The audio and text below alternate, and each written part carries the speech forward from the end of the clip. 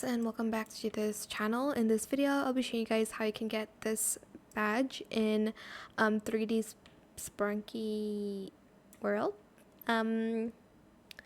So we're going to go to this middle one here, to the Sprunki world. I don't know why I said sprinkly. You're just going to go forward and you're going to go to the right. Once you find this seat, bench, table, you're going to sit here. And as you can see, you'll have the another boring window ward. But yeah, that's pretty much it really. I hope it was helpful for you guys. Don't forget to like, comment, share, and also subscribe to this channel if you haven't done that already.